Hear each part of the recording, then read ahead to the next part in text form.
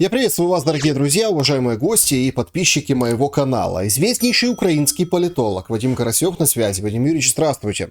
Здравствуйте, Александр. Надо, наверное, менять дискурс. Известнейший, известный. Вот сейчас в Латинской Америке, так в Южной Америке, тур идет. Монстры рока. Так, Kiss, Skid Row, Deep Purple, Scorpions и Helloween. Вот надо что-то такое, монстры рока. Кстати говоря, Deep Purple хорошо полностью свой концерт там исполнили. Первый в составе Блэкмор, Гиллан, Deep Purple and Rock. Кстати говоря, лучшего альбома я не слышал. Это альбом 1970 года. В общем, давайте что-то такое. Никакие там известнейшие. Но если человек уже у вас на канале, он уже известнейший сам по себе. Так? Вот давайте что-то придумаем новое. Давайте. Начнем с монстров рока. Давайте с монстра украинской политологии Вадима Карасева, потому что, как-то уж очень после наших с вами встреч к вам прям приклеилось вот это известнейший, и все вас так называют, да? Ну, давайте пойдем дальше. Светлейший, августейший. Нет, давайте монстр украинской политологии Вадим Карасев сразу с места в карьер. Вадим Юрьевич. Быка за рога. Вашингтон-Пост. Публикация. 4 варианта контрнаступления вооруженных сил Украины и как-то завышенные ожидания, да, о которых говорит Резников, о том, что, собственно, цели контрнаступления продвинуться то ли на 30, там, 50, 100, 200 километров, перебить логистику и, внимание, об этом говорит Резников, сделать невозможным наступление Российской Федерации, то есть продвижение России вперед. Это абсолютно другая цель, и ни слова он не говорит об освобождении территорий, выходе к границам. В общем, достаточно интересная публикация. Что скажете? Ну, интересно, и Марк Милли вот тоже недавно давал сценарии возможного исхода войны. Четырехзвездный генерал, глава комитета начальников штабов. Лучший, наверное, на сегодня в Америке военный специалист и военный эксперт. Тоже примерно давал такой расклад. И здесь меняются цели, скажем так, украинского наступления. Задача не наступать, а сдержать наступление России. Для чего это? Ну, во-первых, американцы гонят нас на большое наступление. Они хотят, чтобы это чем-то закончилось.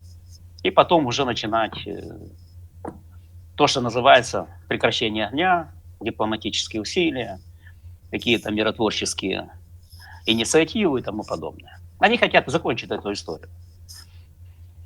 Так, по крайней мере, в каком-то варианте. В таком промежуточном варианте, но снизить внимание общественности, вот, перевести в какой-то такой конфликт низкой интенсивности или средней низкой интенсивности, ну и тому подобное. Вот, там, корейский сценарий можно там использовать, так и использовать аналогии там израильско-палестинский, индо-пакистанский, Ирак-иранский 1988 года. Ну, в общем, дальше, скажем так, вот этих целей американцы не идут. Почему не идут? Первое, американцы понимают, что они на данном этапе проиграли войну. Американцы. Геополитическую войну. Почему? Потому что первое, они допустили, и это сейчас в Америке все больше и больше говорят, администрация Байдена допустила создание, ну, как, например, в американском прессе пишут, вражеской дуополии Китая и Российской Федерации. То есть союз Китая и России. В этом смысле Китай выиграл. Вот на этом этапе войны, если брать не театр военных действий в Украине, а брать большую геополитическую войну, прокси-войну, да, которую ведут на территорию, в том числе и на территорию Украины ведут американцы и Российская Федерация.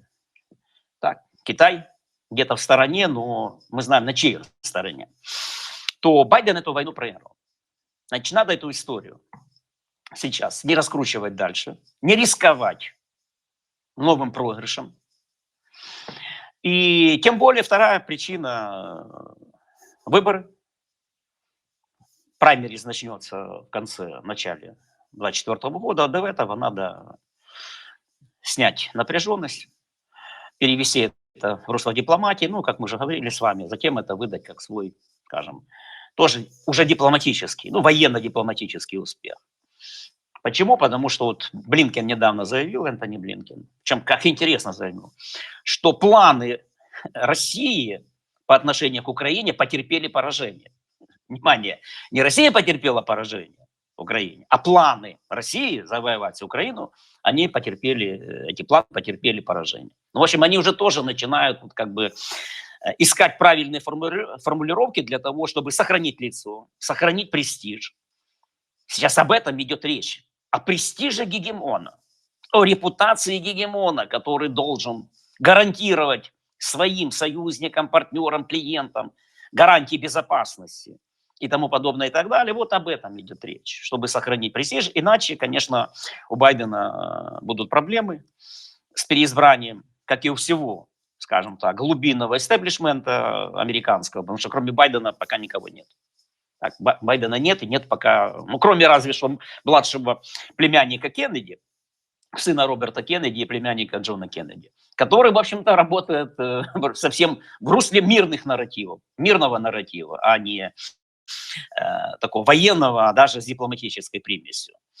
Поэтому гонят Украину в наступление, говорят о том, что мы вам все дали, все вам дали, что необходимо для наступления, как они говорят, что необходимо для наступления. Но, судя по разбросанным публикациям от Newsweek, вот последние публикации, так, бывший посол США в Саудовской Аравии и бывший главный политический советник Центрального военного командования Соединенных Штатов Америки, Гфеллер, да, если не ошибаюсь, да, вот они тоже написали, что, скажем, не может Украина требовать всего, что она хочет, сославшись на известный трек или песню Rolling Stones. Вот. Ты не можешь требовать всего того, что ты желаешь. Вот так вот переводится.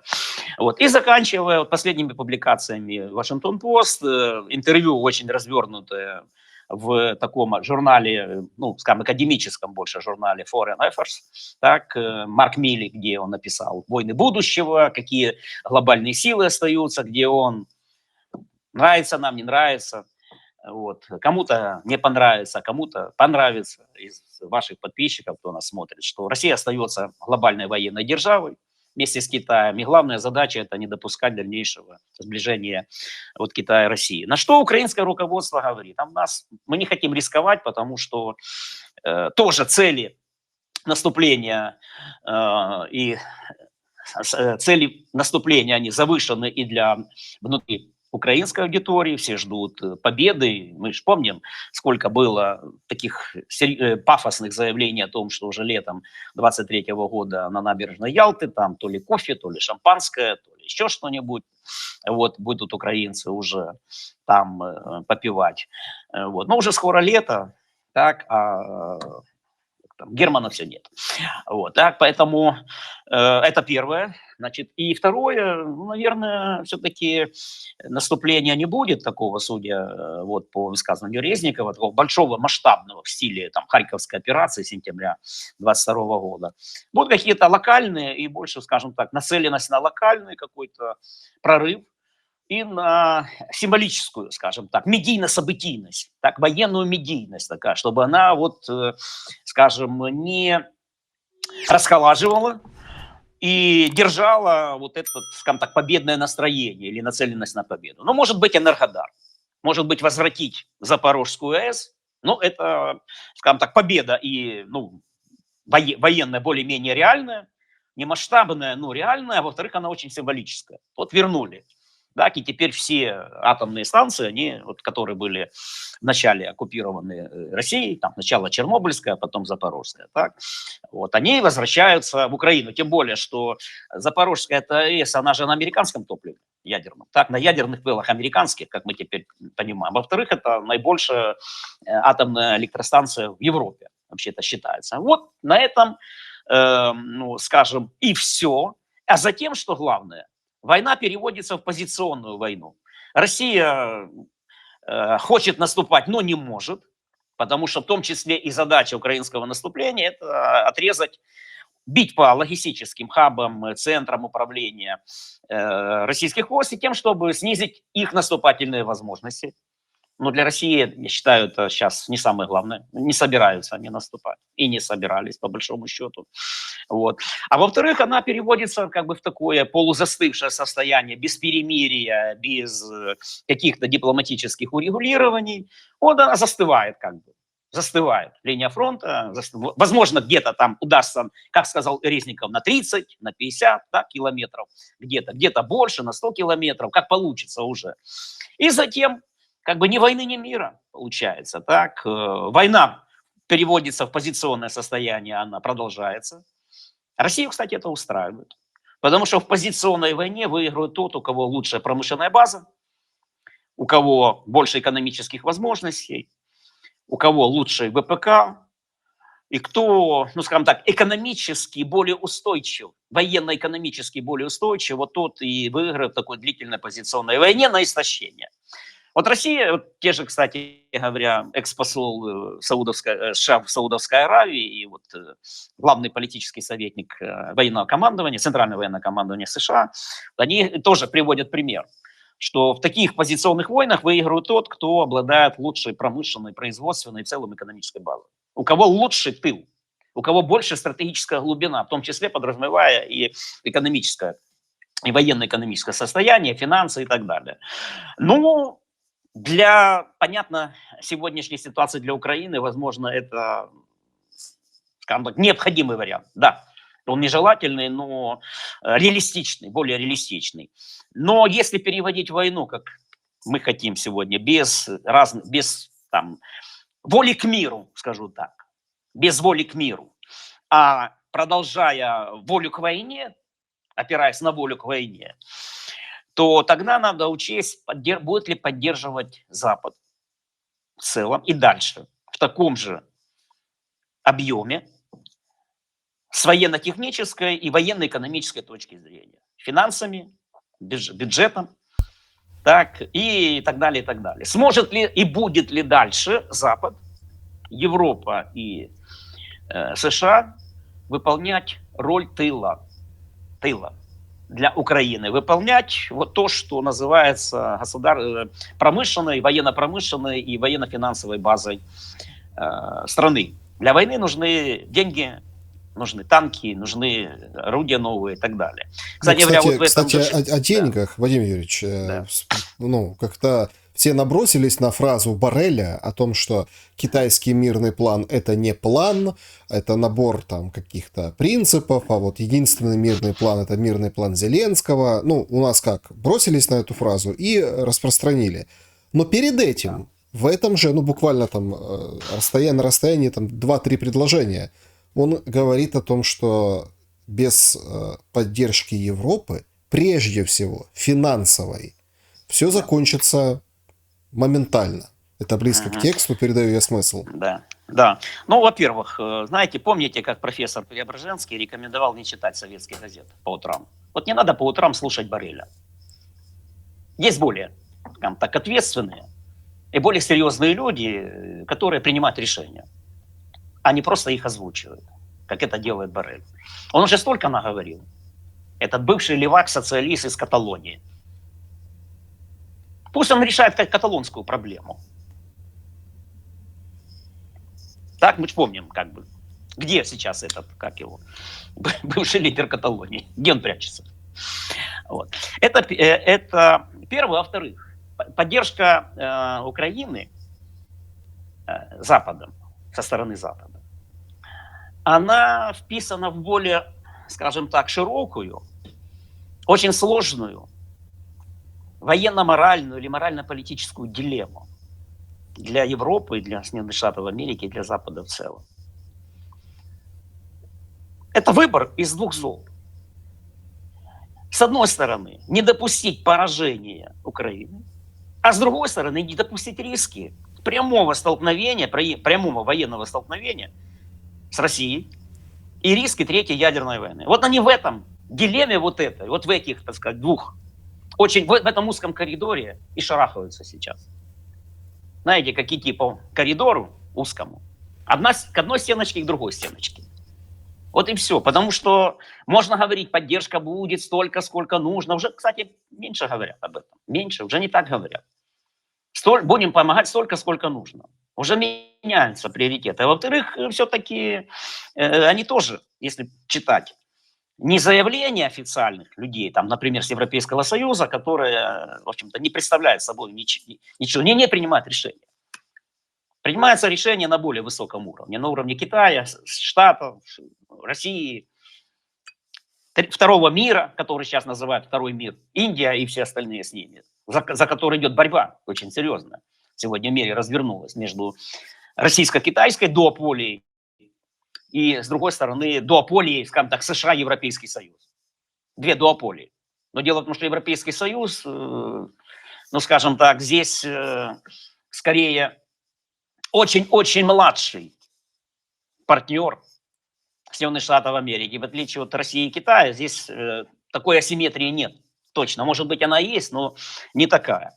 Поэтому тоже вот начинается вот эта, скажем, борьба за общественное мнение Запада, потому что Резников же в Вашингтон-Пост, он обращается не к украинцам, он обращается к читателям.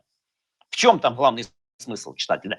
Не ожидайте от нас большой победы, потому что не будет большой победы, будет разочарование, сразу помощь могут сократить. И дальше. Там, по-моему, кто-то из корреспондентов, да, который задавал вопрос или сказал, что мы, западные правительства, говорят, мы должны объяснить своим народам. Мы должны объяснить своим народам, когда это наступление будет, когда оно закончится, чем оно закончится и так далее. Потому что в конечном счете можно там ставить под сомнение там, американскую демократию, и правильно, надо ставить под сомнение западную демократию. Но тем не менее выборы и влияние общественного мнения, в том числе мнение глубинных элит, не надо игнорировать. Потому что в конечном счете все принимается через голосование. Через голосование. Так в Конгрессе. И отсюда, кстати говоря, и лоббизм американский, потому что лобби работают как бы как в одну, так и в другую сторону. Но в целом, если вот завершать этот сюжет, действительно, в войне наступает пауза усталости. Пауза усталости. И медийно, информационная, но нельзя все время кормить информационными блюдами, одним и тем же информационным блюдом. Так, это может, скажем, очень плохо сказаться на гастроэнтерологических параметрах зрителей, читателей и вообще публики. Нет, ну, которая смотрит на войну как на зрелище. Ну, если беспилотниками питаемся регулярно.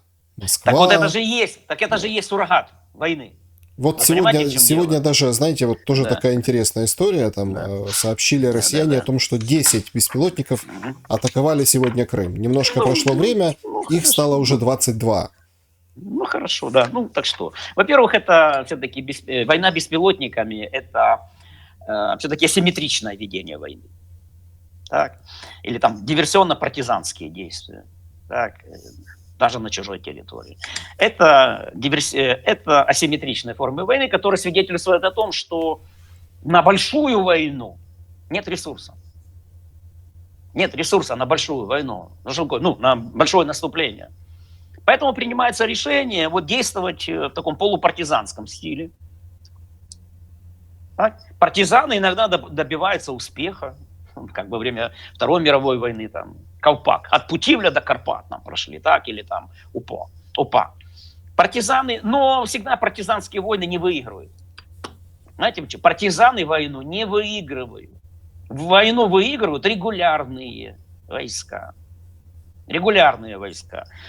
С другой стороны, да, вот дроновая, скажем так, война, она как бы заполняет вот эту паузу позиционную. Медийность, событийность должна быть. Зрелищность должна поддерживаться. Но война давно зрелище уже. Вот это, возможно, первая большая война с крупными жертвами, крупными разрушениями, наступлениями и так далее, которая стала, скажем так, войной в прямом эфире, которая предполагает медийное зрелище. Поэтому медийные события должны быть. Не надо заполнять. То есть не надо, скажем, допускать бессобытийность, паузу. А должно быть что-то другое, привлекательное, такое, которое бы имело бы медийный эффект, который, в свою очередь, приводил бы к эмоциональным аффектам. так, или там расчет был на то, чтобы, ну, скажем, втянуть противоположную сторону, на которую направляются дроны, там бьют по их сакральным местам, втянуть в какую-то вот такую эмоциональную реакцию, которая бы резко бы подняла ставки, подняла, и Запад бы опять вынужден был бы под напором общественного мнения зрителей. Общественное мнение – это зрители сегодня, это аудитория, так, такая. Вот опять, скажем, Запад бы поднатужился и начал бы, так сказать, переходить в новую форму войны. Ну, русские не ведутся на это, так, потому что они прекрасно понимают, с чем это, скажем, связано. Да, символически, медийно, тут как бы продолжается, наступаем и так далее. Но есть еще один момент, давайте на него обратим внимание.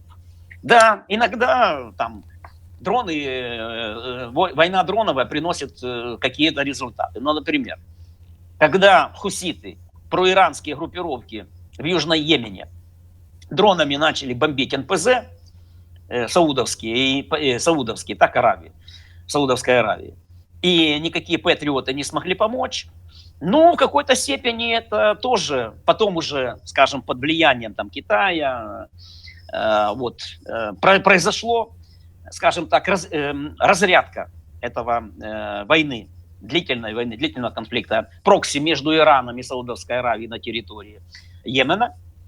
И сейчас они уже восстанавливают свою дипломатию. Но это частичный успех. И третий момент. Смотрите, когда мы переходим диверсионно или там партизанской диверсионной асимметричной войне, при том благородных порывах там, и понятно, почему так, потому что никто не собирается отступать в Украине и прочее, так? Может быть, наступать пока нету сил достаточных, но отступать никто тоже не собирается. То как на это посмотрит Китай, например? Ну, например, если там дроном, там, скажем, россияне же тоже быстренько сориентировались, молчали полдня потом. Это покушение на Путина, покушение на верховного главнокомандующего. Понимаете, вот игроки, скажем так, я не думаю, что американцы от этого в захвате, как говорится, так? Что они это, скажем так, одобряют полностью. Хотя там МИД России, по-моему, выступил, что это все под руководством кураторов западных и так далее. Не думаю. Они сами, по-моему, это немножко были, скажем так, чуть в шоке от этого. А во-вторых, смотрите, ни одно американское издание, они не признали, сказали, у них нет сведений. Вот до сих пор они как бы не дали развернутых сведений, что это было. Значит, они знают, но не говорят по геополитическим и там морально-политическим соображениям. Так вот, как на это Китай смотрит? Знаете, на эти все как бы вылазки или на эти все формы полупартизанской, полувойны. Военного смысла большого, военно-оперативного смысла, или там, тем более военно-стратегического смысла, это не имеет. Рано или поздно эти дроны перекроют. Рано или поздно, скажем, они там дружинников в конечном счете мобилизуют и будут рыскать и искать. Тем более у них вот у ФСБ и у Бортникова, так, глава ФСБ, хороший опыт борьбы с чеченским подпольем в России. Так? Он же как бы как раз и на этом же Бортников поднялся. Так? Вот. Опыт борьбы с подпольем на Северном Кавказе, извините, Кавказских республиках, у них достаточно. Поэтому как заполнить паузу оперативную, да, но если рассчитывать на длительную, как бы такую, как войну полупартизанскую, то не думаю, что это то, что надо. Лучше все-таки, если мы понимаем, что есть проблемы с наступлением и так далее, лучше начинать все-таки какой-то параллельный, тайную дипломатию или тайные переговоры, как угодно это назовите, но во время войны, кстати говоря, несмотря на жертвы, бои, наступления, отступления, контрнаступления, прорывы и так далее, все равно дипломатия тоже работает. Дипломатия не подгавкивает военных. Потому что у военных своя работа, у дипломатов своя работа. И военные должны делать свое дело, а дипломатия должны свое дело делать тоже. Это разные способы достижения национальных интересов в том или ином конфликте, войне, как скажите. Но если дипломатия начинает, скажем так, подгавкивать или там делать еще более воинственные заявления, чем военные, то лучше не лезть, потому что военные лучше знают. Почему-то Марк Милли или там, допустим, авторитетный военный более трезвы в оценках, нежели Энтони Блинкен, если взять, например, Госдеп. Потому что военные понимают цену войны во всех ее, скажем, проявлениях, измерениях. А политики, они думают о победе. Но надо еще не забывать о цене победы. Владимир Юрьевич, ну, понятно, что серьезный американский фактор, вы его осветили, и у нас череда разговоров. Сначала Милли с Залужным, потом Ермак и Салливан, и мы видим, что нечто происходит. Ну, понятно, что у нас-то подается, как рассказали, обсудили, перспективы и так далее и тому подобное. Но вот как бы такие блоки и такие частые созвоны нам говорят или о том, что все начнется вот-вот, или о том, что все еще не определено. Есть ряд уточняющих моментов. Ваша версия с Энергодаром, ну как, предположение, тут версии нельзя обсуждать. Нельзя, да. Но она подкрепляется сообщениями о том, что оттуда происходит эвакуация, а со многих территорий происходит эвакуация Запорожской области, оккупированной части. Такое ощущение, что или план разгадан, или пытаются разгадать этот план сторона противника.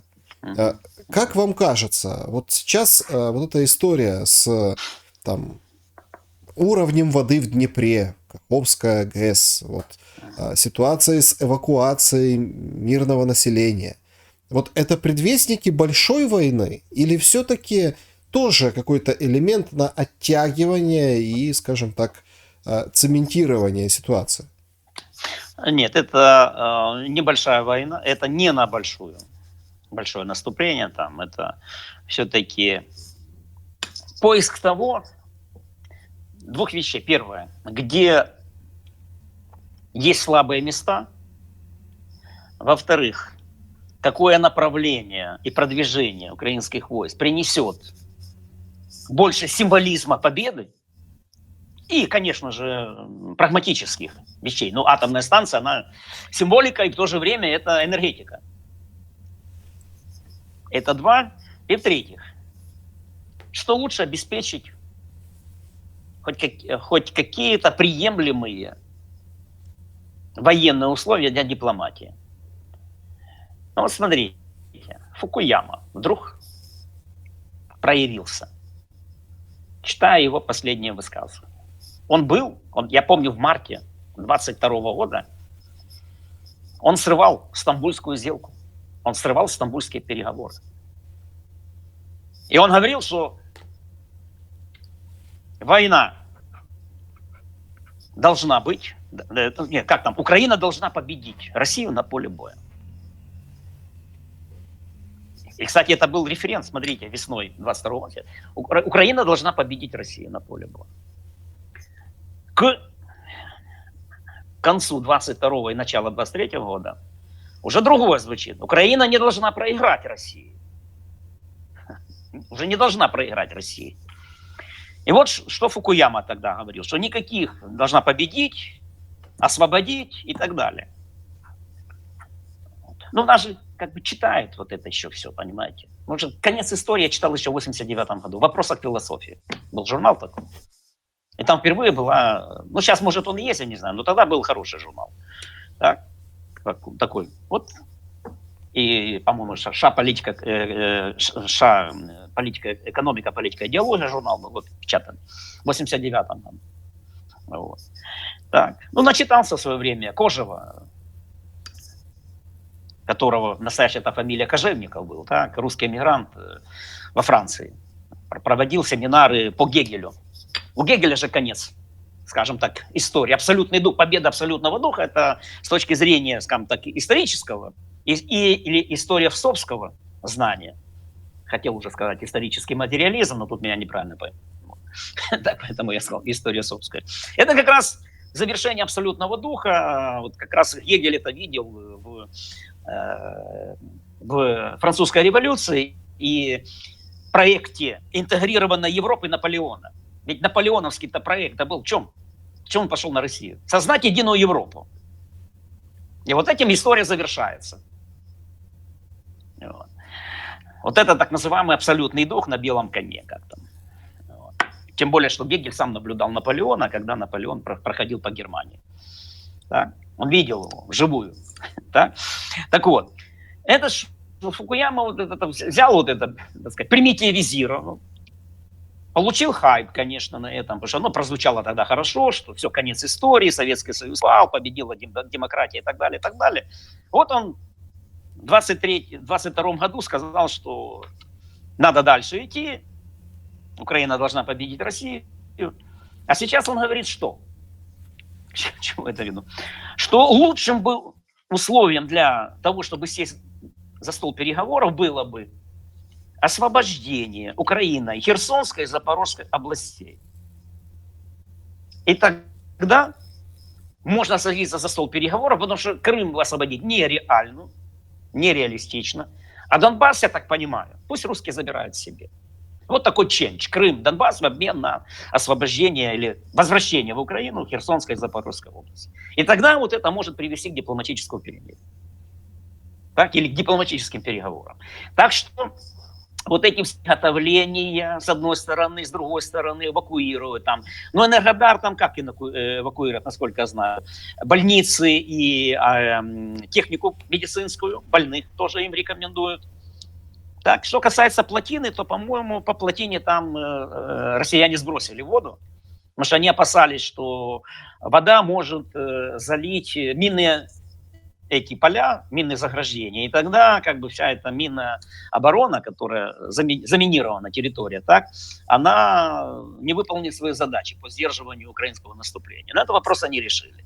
Но, скорее всего, думаю, что вот туда, Мелитополь, Запорожье и Херсонская область или Энергодар, вот там где-то оно, скажем, принесет не только символический успех, потому что можно говорить там Кременная, Сватово, Луганская, Донецкая область, что там делать? Вот хорошо, вы заберете. Ну хорошо, какие-то, что дальше там? Это же опять, или там говорят, будет кто-то говорит, будет наступление на Белгородскую область, возьмут там пару населенных пунктов, победу. А какой смысл в этой победе? Там же надо закрепиться. Ну, взяли вы в таком рейде, а потом отобьет же Россия, ну, эту территорию. А во-вторых, это не думаю, что понравится даже американцам. Я не говорю там про Китай и про Индию и так далее. То есть мы должны смотрите, есть зрители на Западе войны, как я уже говорил, по выражению Майкла Манна, это милитаризм футбольных болельщиков. Болеют они так. А есть еще наблюдатели из серьезных стран и элит второго мира, начиная от Индии и заканчивая Бразилией, Аргентиной и так далее. Мы же можем утратить моральное преимущество. Когда начиналась война, мы имели моральное преимущество, на нас напали. Я понимаю, при всем при том, что надо врагу давать отпор на своей территории, да.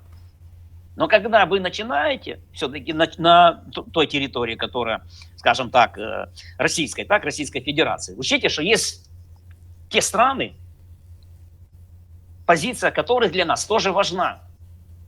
И если мы говорим о том, что нам надо дипломатию включить, потому что надо быть там, эти страны должны быть на нашей стороне, они что же ведут антиимпериалистическую борьбу, и мы против военного империализма России и так далее, то вы же должны тоже понимать, что, наверное, какие-то методы не будут одобряться. Потому что что же, война идет во всех измерениях, не только, скажем так, на уровне мин и СВУ, как говорится, самодельное взрывное устройство, но и на уровне мозгов. Недавно была Джапарова в Индии, замминистра иностранных дел. Ну, так, и как? Может, что-то добились, но мы же можем быстро обнулять вот эти. Война выигрывается не только на поле боя. Она выигрывается и на дипломатическом, морально-психологическом и морально-политическом уровне. Это тоже надо понимать. Вадим Юрьевич, что касается ситуации вокруг Бахмута, вокруг Пригожина, Кадырова, вот много было шума, много копий поломалось, и в концовке что мы имеем? Да все так же. Ничего. Снаряды дадут, Пригожин не уйдет, шум как бы остался в прошлом, но какой-то определенную вот эту лакуну, да, информационную он серьезно заполнил. И как-то уж очень, ну, интригующе все выглядит с точки зрения того, что, ну, смотрите, вооруженные силы Украины изначально говорили, что это блеф, все наши руководители.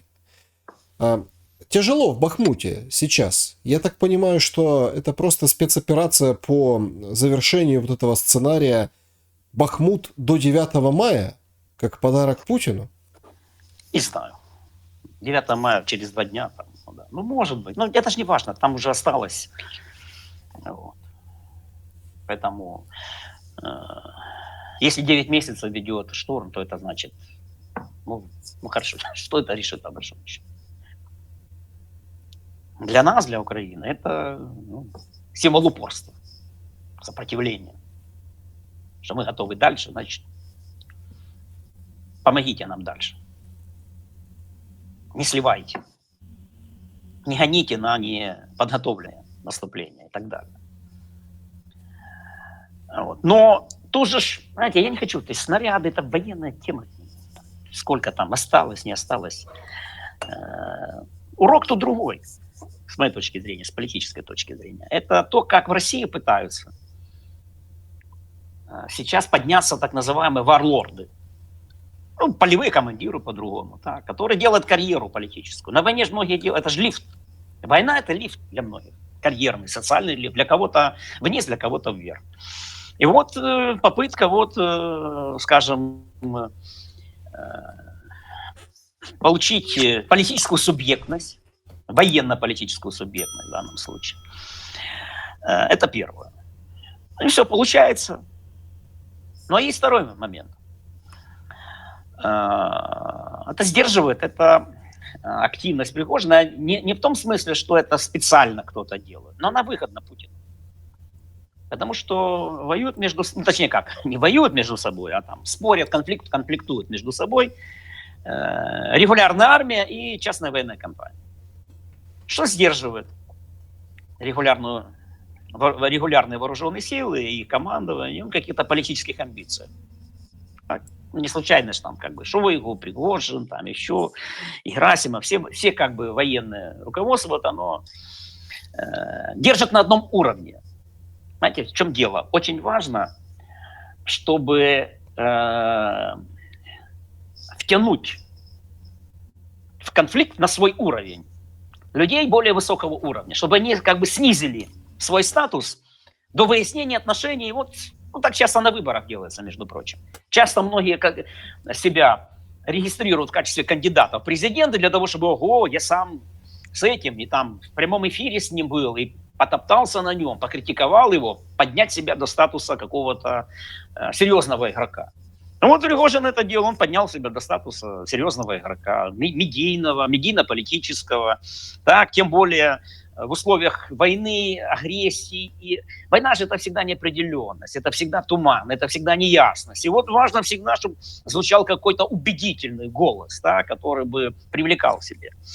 А армию это втягивает армейское руководство. Вот в эти все, скажем, перепалки публичные и непубличные. А в это время режим Путина только укрепляется. Он, как пишут, он там все уже вели, так там разброд. Да ничего не разброд, это управляемый конфликт. Почему? Потому что в условиях, когда нет побед, в армии может зреть недовольство. В армии могут зреть и бунты, так, и разложения. Ну, часто, скажем так, армейское командование могло как бы не туда пойти. А тем более вчитывать советско-российскую традицию, всегда было 3 основные политические силы, 3 партии было. Это партия военных, партия спецслужб безопасности, ну, военных, начиная с Фрунзе, который как-то умирает, будучи выдвиженцем Троцкого, умирает на операционном столе, если не ошибаюсь, в 1925 году. Тухачевский, история Жуковым, Малиновским, Гречка, Рохлиным, помните, был такой герой Чеченской войны, которого там хотели двигать в президенты, и как-то там то ли жена его убила с пистолета, то ли еще как-то это было. Вот. Так, Рохлиным, героями Чеченской войны и так далее. Когда армия усиливалась. Это раз. Спецслужбы. Начиная ВЧК, Генрих Ягода, Ежов, Лаврентий Берия и так далее, Андропов. А теперь кто правит в России? Это режим служб.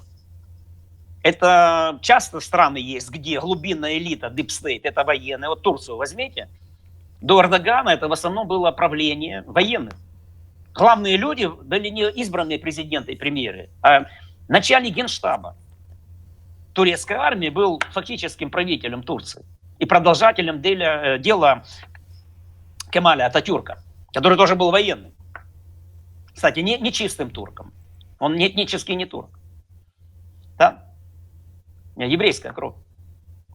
Честно была, так? Или там в Латинской Америке возьмите. Так, многие военные диктатуры. А есть страны, где спецслужбы, глубинная элита. Вот это всегда была борьба в советское время между партией, КПСС, там, ВКПБ, РКПБ, КПСС и так далее, военные и ЧК. И между другом, между собой постоянно выясняли отношения, не публично. Они заменяли собой публичную политику. А уже после, когда партия рассыпалась, служба, с одной стороны, военная с другой стороны, и третье – это аппарат президента, Путин, как, скажем так, человек, который балансирует вот эти все между силовиками, а силовики, слово-то, Стивен Коткин придумал, есть такой американский политолог, специалист по России, это его, Стивен Коткин, силовики, причем именно в такой транскрипции, не перевод на английский. Это спецслужбы, у Путина еще есть своя спецслужба ФСО, Федеральная служба охраны, это тоже так, Росгвардия теперь еще там так, ФСБ, ГУР, Министерство обороны и так далее. Очень важно во время войны, чтобы там было все стабильно. Потому что мы знаем, как там Ежов и Берия трощили Тухачевского и Рокоссовского накануне войны. И вычищали военным, что Сталин боялся этого переворота военного. Так? А после вот, сегодняшней истории России вот за последние 30 лет, особенно после Чеченской войны, второй, когда армия почувствовала силу свою, вот это тоже стало проблемой. Ну, Шойгу-то был назначен, он же не военный, скажем, давний соратник Путина, знающий, был министром МЧС и так далее. Но вот в этой ситуации, когда армия не очень там, скажем, довольна тем, как происходит война. А почему они недовольны? Потому что они говорят, нам не дают там команды такие-то. Потому что военные линейно смотрят. Ему чем больше выстрелов, тем лучше. Но война-то ведется на разных уровнях. На военно-оперативном уровне, военно-стратегическом, геополитическом уровне. Это важно привлечь союзников, отсечь от союзников, потенциальных союзников от другого союза. Борьба там, например, за Китай, за Индию и так далее. Поэтому часто военные не понимают логику верховного главнокомандования, как и наши иногда тоже не понимают как бы логику, политическую, геополитическую логику войны. Потому что война – это политика. Война – это не столько и не только про поле боя и там столкновение танков там и так далее. Это больше, это политика. У войны всегда есть политическая цель. Я это все время повторяю. Вот почему вот этот, скажем так, пример с Пригожиным, он показательный. Во-первых, и Пригожину не дают подняться, чтобы он поднялся и за собой повел какую-то новую партию. Не-не-не.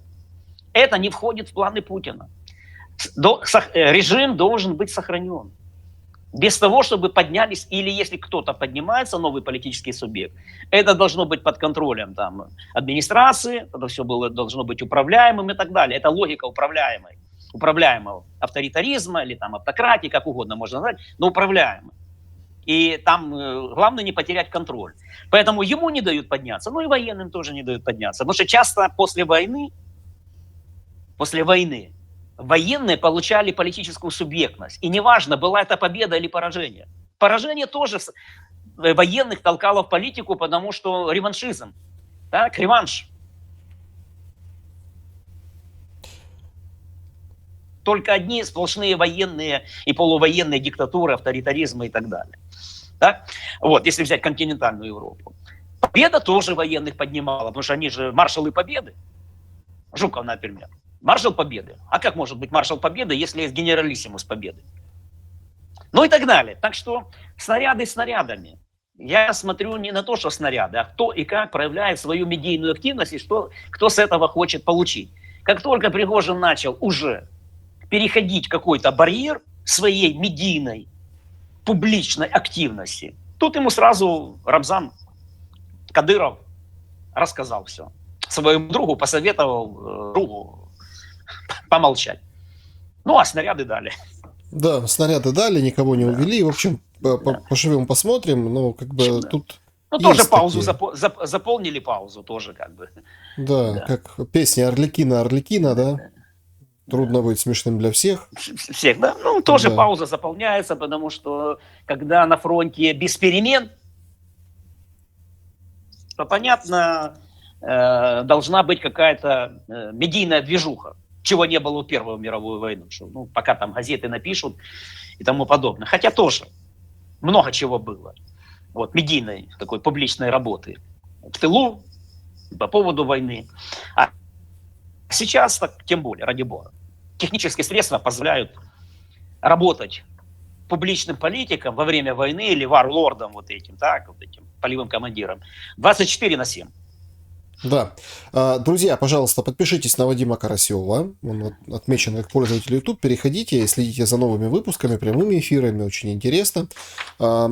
Также я хотел бы призвать всех подписаться на мой канал, всех тех, кто упорно заходит, смотрит регулярно, но этого не делает. Статистика Ютуба говорит нам о чудесном большом количестве таких людей. Давайте уже все-таки присоединяйтесь, ставьте уведомления о выходе новых видео, новых выпусках. Спасибо большое за то, что лайком поддерживаете канал и каждый из выпусков. Вадим Юрьевич, ну, вот смотрите, для того, чтобы зафиналить нашу сегодняшнюю встречу, я предлагаю, как бы я сознательно, да, не зацепился в самом начале разговора, вашу, как бы, вот такую формулировку о том, что США проиграли войну геополитическую. Есть сразу две умопомрачительные, но это для ценителей, да, как там говорилось у меня в одном из видео, для гурманов политики, которые хотят разбираться. Две умопомрачительные новости из Объединенных Арабских Эмиратов, которые как бы занесли ногу вот через порог ШОС, Шанхайской организации сотрудничества. Это прям сигнал для геополитики очень серьезный. А второй, не менее серьезный, это Лига арабских государств, которая Сирию принимает назад. Да, возвращает назад, да. Это все пункты этого проигрыша, о котором вы сказали, проигрыша гегемона. Ну да. Ну, смотрите, если кратко. Арабская весна, которая была поддержана Обамой, был расчет на то, что произойдет демократизация, будут менять лидеров, смены режима. И таким образом это укрепит демократическую гегемонию Соединенных Штатов Америки в мире, ну, США как носителя вот этой новой волны демократизации. Там их 4 волны. По Сэмюэлю Хантингтону, по тому же Фукуяме и так далее. Вот, волны демократизации.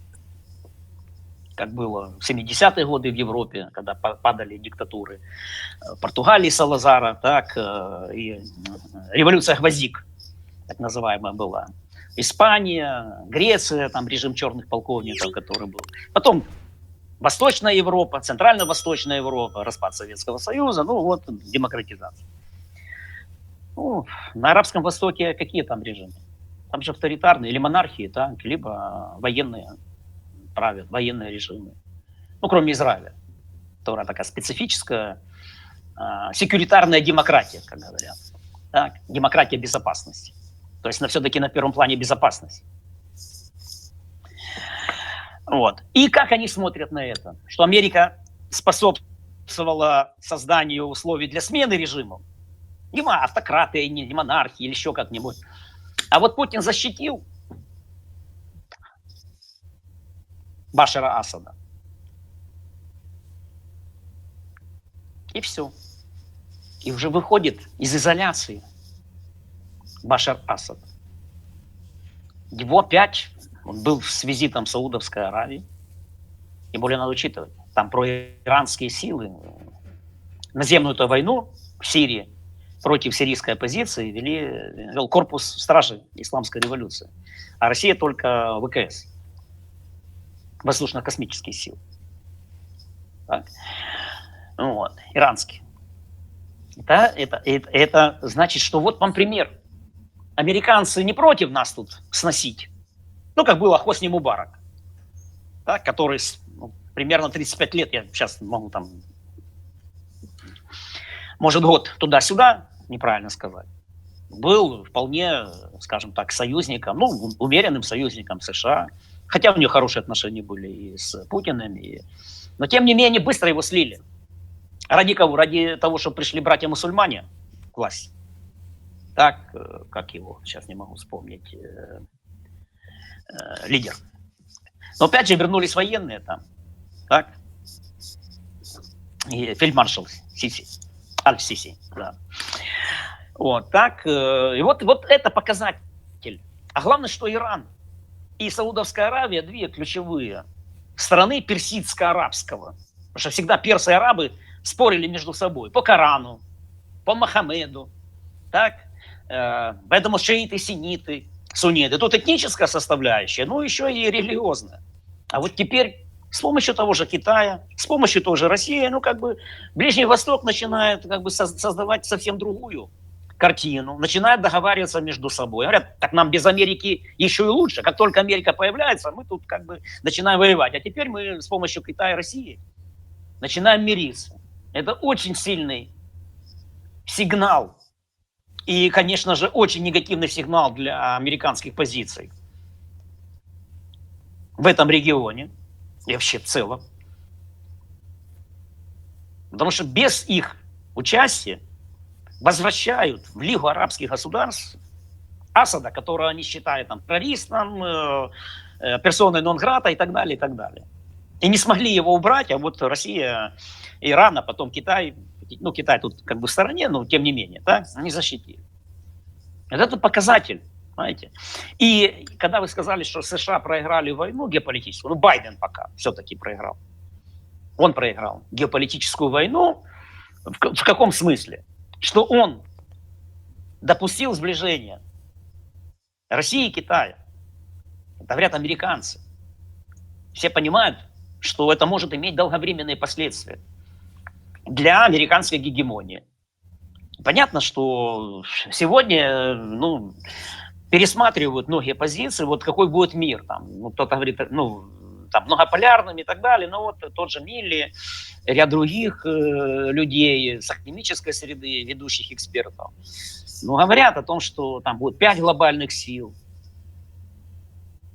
которые в общем-то, будут определять лицо, вообще структуру мира на 21-го столетия. Так, это США, Китай, Россия, Европейский Союз, если поменяет все-таки свою стратегию поведения от экономики к более деятельной стратегии геополитической. Так? Но это будет зависеть от того, как у немцев будут дела идти с точки зрения вот переориентации с этого немецкого пацифизма и экономического, скажем так, лидерства на военно-политическое лидерство в Европейском Союзе.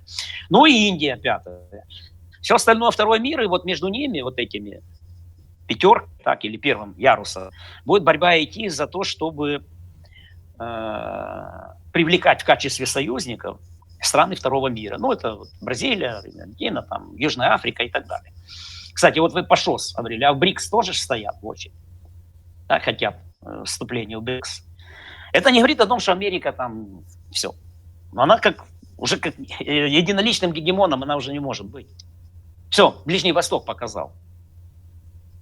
И теперь, конечно, для Байдена вот главная задача не проиграть в Украине еще. Нам действовать они будут осторожно теперь. Еще раз говорю, не случайно же как бы меняется позиция многих. А главная формула меняется. От не дать победить России меняют на формулу. Не дать проиграть Украине. Да, будем Так наблюдать. что, ну, всегда же после войны, всегда они приводили к тому, что меняется весь ландшафт геополитики или архитектура мировых военно-политических отношений, она меняется. Как и внутри она меняется некоторых стран.